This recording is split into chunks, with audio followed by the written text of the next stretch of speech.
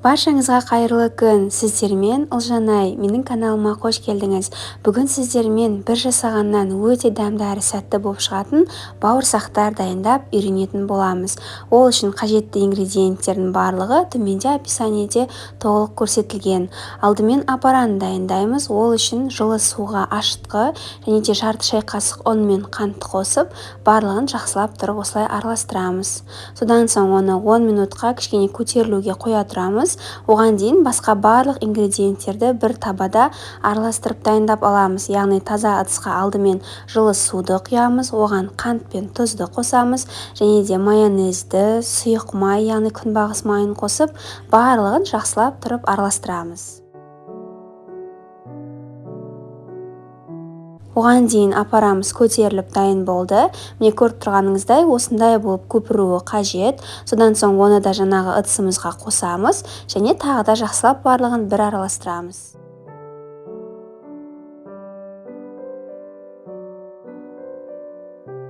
Енді бізге ұнды ғана қосу қалды. Ұн ол өзі қамыр қанша алады, сонша мөлшерде қосасыз. Яғни көз мөлшермен осылай қоса отырып, алдымен қасықпен араластырсаңыз болады. Содан кейін ыңғайсыздық болған кезде уже қолмен араластырып, қамыр елесеңіз болады. Міне қаншама ұн қажет, сонша ұн сала бересіз. Менде мына ыдыс кішкентай болып қалды, сол себепті оны үлкен ыдысқа ауыстырдым. Сіздерге де кеңесім бірден үлкен ыдысқа жасаған дұрыс, себебі бұл рецептпен өте көп мөлшерде қамыр шығатын болады. Мінекей осылай қажетінше ұнды қосып тұрып, осылай қамыр елеуіміз қажет. Өте көп мөлшерде ұн қосып жібермеңіз, себебі қамырыңыз тығыздалып кетуі мүмкін. Сол себепті оны қарап отырып қосқан маңызды. Міне ыңғайсыздық тудырған кезде оны дастарханға ауыстырып, осылай қамырды дастарханның үстінде елесеңіз болады. Міне видеода көріп тұрғаныңыздай, жұмсақтығы осындай, жабысқақтығы да дәл осы видеодағыдай қамыр елеп дайындап аламыз. Ол кішкене қолға жабысуы мүмкін. Содан соң оны табаға салып, бетін жауып, оны жылы жерге 1,5 сағатқа жібереміз. Достар, сіздерге айта кеткім келеді, Instagram парақшама да тіркеліп қойыңыздар. Ұлжанай деп іздесеңіз таба аласыз. Ол жақта да өте қызықты. Мінекей 1 сағат өтіп, біздің қамырымыз көтерілді. Қараңыздар, осындай видеодағыдай көтерілуі қажет. Содан соң оны осылай тағы да бір рет басамыз. Бір рет басып, оның бетін қайтадан жабамыз да жарты сағатқа тағы жылы жерге қалдырамыз. Яғни жалпы уақыт көтерілуі үшін 1,5 сағат кетеді.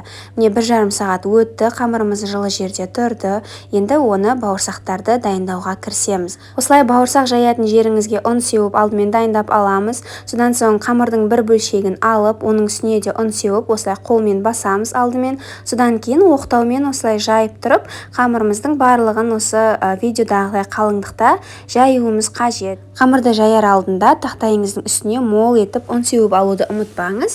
Мінекей осындай қалыңдықта қатты жұқа етпей, орташа қалыңдықта қамырды жаямыз. Содан соң оны кесеміз. Мен оны кесу үшін осындай дөңгелек банканы қолдандым. Дөңгелек етіп жасасаңыз, бауырсақтар өте сүйкімді болып шығады. Мен осындай кішкентайлау түрін қолдандым. Маған осылай ұнайды. Өзіңіз қалауыңызша тіпті пышақпен де кессеңіз болады. Формасын өзіңіз білесіз. Міне осылай барлық бауырсақтарды дөңгелек формада кесіп аламыз және де майды оған дейін қыздырып қоямыз. Май қызды деген кезде оны орташа отқа қойып, осылай бауырсақтарды салып орналастырамыз.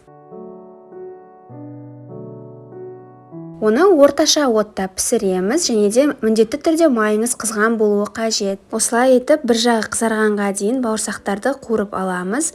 Уже қызарып жатқан кезде аударып, осылай екінші жағын пісіреміз. Қатты қызыл қылмасаңыз да болады, оның түсін өзіңіздің еркіңізде білесіз. Мінекей осылай екінші жағында оны қызарғанша пісіреміз. Содан кейін піскен соң бауырсақтарды майдан алып тастаймыз. Оны салатын ыдысыңыздың астына салфетка қойсаңыз өзіңізге жақсы болады. Сол кезде салфетка барлық майын өзіне сіңіріп алады. Мінекей ыңғайлылық үшін негізі осында үлкен қасықпен түсіріп алған жақсы. Содан кейін қалған бауырсақтардың барлығын дәл солай майға салып, екі жағынан қызарғанша қуырып аламыз. Сонымен бауырсақтар дайын болады. Дәл осы рецептпен жасасаңыз, сіздің бауырсақтарыңыз ерекше жұмсақ және де іші қауашақ, яғни ауаға толып өте дәмді болып шығатын болады. Міндетті түрде дайындауға кеңес беремін. Баршаңызға сәттілік.